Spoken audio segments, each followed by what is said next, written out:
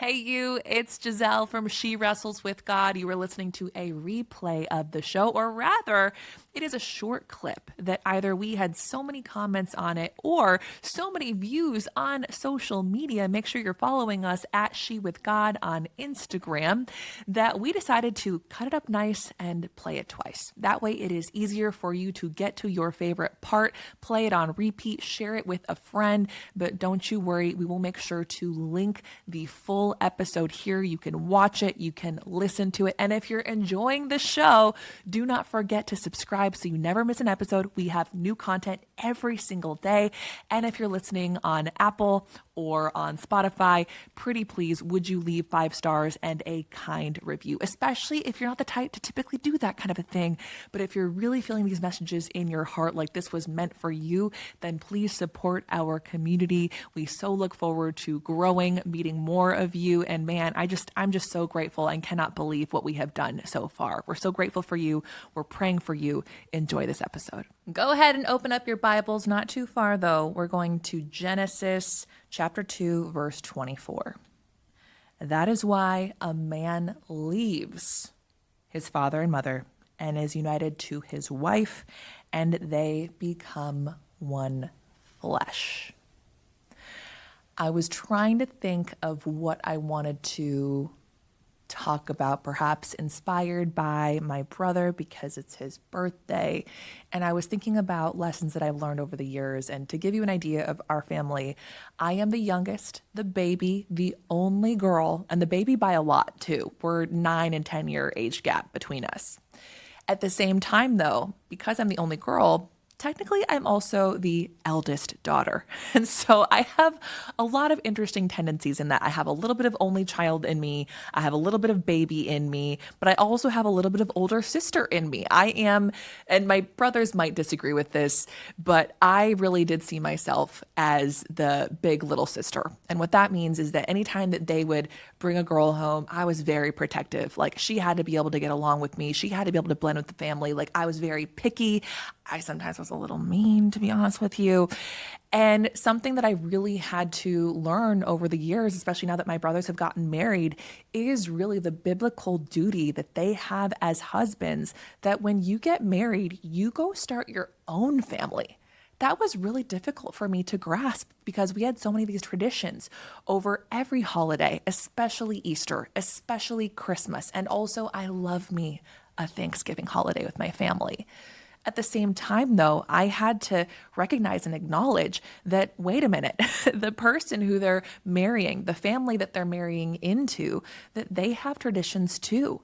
And that was honestly really difficult. Like I really took it as a personal attack. Like you're breaking our traditions, or our Christmas is so much better, or our Easter egg hunt is so much better. And it took until my friend Melissa Urban posted over the holidays about boundaries that she has and that she sets with her family and what she attends and what she doesn't, and also what she does with just her own unit of a family. I was getting ready to like type out almost this like mad, angry, hateful response. But here's what I so love about Melissa is that she is so wonderful at explaining beautifully, patiently different perspectives. And halfway through my message of like, what do you mean? Like you absolutely should respect the mother-in-law and the parents and the this and the that. And then I had to take a beat and take a breath and acknowledge, hold on a second. All of the traditions that I grew up with, they were actually all separate from the families of my parents. My parents are from Texas. We have family in Mexico. And in case you didn't know, I was born and raised completely in the United States and on the opposite end of the country in Minnesota. We did not have any immediate or extended family in Minnesota. In fact, we rarely would go to Texas for a lot of the big holidays. Maybe it was every other Christmas, or maybe it was on Christmas Day. But most of the time, especially since my dad was a doctor and would sometimes be on call for at least one of those holidays. If it wasn't Christmas, it was New Year's. If it wasn't, New Year's, it was Christmas. We had to stay home. And a lot of those traditions that I love and that I think of so fondly, because really that's what it is. Whenever there is tension around the holidays, it is because we have the expectation that it will be just as magical as it was when we were children. Or you're hoping that it'll be some irrational standard of perfection like what you see in the movies.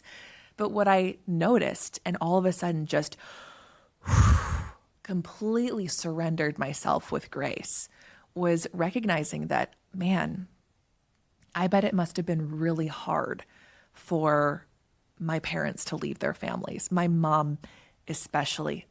Oh my goodness, she was so unbelievably close to her sisters and to her mom. It must have been so hard for them to leave, not just once, but multiple times as they were figuring out my dad's career and his residency and fellowship and all the different steps that you have to do when you're going through that whole medical track. At one point, they moved back to Mexico.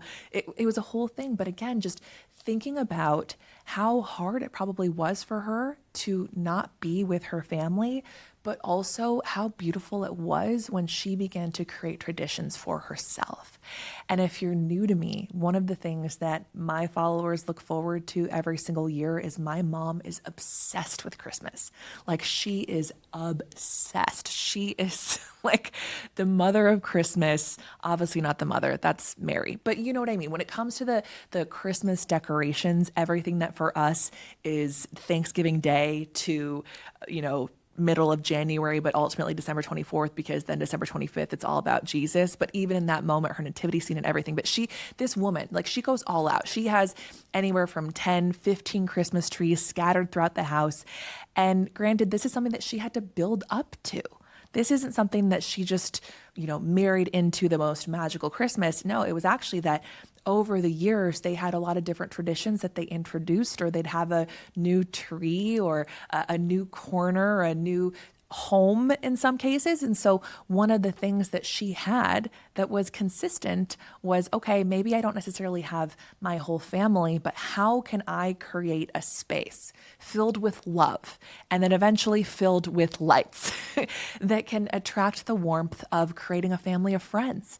And when I actually look back at our Thanksgiving and Christmas, one of the things that I really love about it was that we were kind of the house where all the orphans went, where all of our friends who didn't have places to go to, or maybe it was my parents' friends who didn't have a place to go to, they would want to spend it with us. But that was a tradition that they had to create. And that was something that I had to learn to be willing to accept. And like I said, it was hard at first. It really was. We had many arguments, or me just being sad or butthurt, that it felt like to me as if my brother didn't want to hang out with me, or as if my sister-in-law was trying to personally victimize and attack me, which was not, it wasn't the case at all. Everyone's trying to juggle everybody, and everyone's trying to make everybody happy. And also, you need to figure out what's best for you and your family. And now we've created new traditions, some with them, some without them. We've also had to adjust for my other brother getting married, and that's part of life. And it is so fun. It is so beautiful. What a blessing it is to get to watch your family grow. And I'm simply so grateful that we didn't allow for any of that tension to get in the way, that I was able to forgive it and release it. And whoever wants to be there can be there. And if you can't make it, all good. Merry Christmas. Happy birthday. Happy Easter. We can still celebrate and enjoy this time. And so I don't know who needs to hear this, but whether it is a sibling or a parent, maybe you're having to set the boundaries, or perhaps you're having to create the boundaries.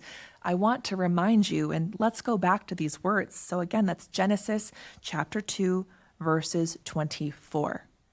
That is why a man leaves his father and mother and is united with his wife, and they become one flesh. If you are a new family too, I also want this to be an invitation for you to really think about how you as a unit are creating new memories, new family traditions, or perhaps for you, it is the fact that you are bringing Christ into your life for the very first time. And so how are you incorporating prayer with your spouse or with your family? How are you perhaps creating traditions that you are inviting your family, your previous original birthed family unit in with you? But again, how are you allowing for you to become one flesh? And also, how are you giving grace to those around you to figure out whatever their family unit is going to look like? Will you pray with me? Lord, I am so grateful for the people in my life who you have blessed me with. I'm so grateful for my family, or for you it might be, I'm so grateful for my family of friends, or for you it might be, Lord, bless me. Bless me with a family. Bless me with a family of friends. May you be present in all of our celebrations and birthdays and holidays. Will you please remind me to love my family and see my family and have patience for my family, especially as you do. Help me to see them as Jesus would, and help me to love them. Help me to love them through every single day. I'm so grateful for my family. I truly, truly am. And especially for those moments that I had to learn that gift of patience. And I'm so grateful for you. And all the people said, amen. Friend, if this felt a tug on your heart, or maybe perhaps had you feeling mixed feelings in some kind of way where you're going to have to chew on this for a little bit, I invite you to leave in the comments any reflections, any lessons, any new traditions that you've had to learn. And I also encourage you to share this with someone, because chances are there's someone in your life who they have either gone through the struggle of creating the boundary, in which case I also want to shine a light on my friend Melissa's book, The Book of Boundaries. It was a New York Times multi-bestseller. And I also encourage you to potentially share this with the person who they're having a hard time through that transition. Simply a reminder of what our role needs to be, and to remember that, hey, your person, your sibling, they're not leaving you. They're not replacing you. You are irreplaceable. And also, though, you have to give them the opportunity and the patience and the ability to be able to love their spouse and their family in the way that you two felt that love or want to feel that love.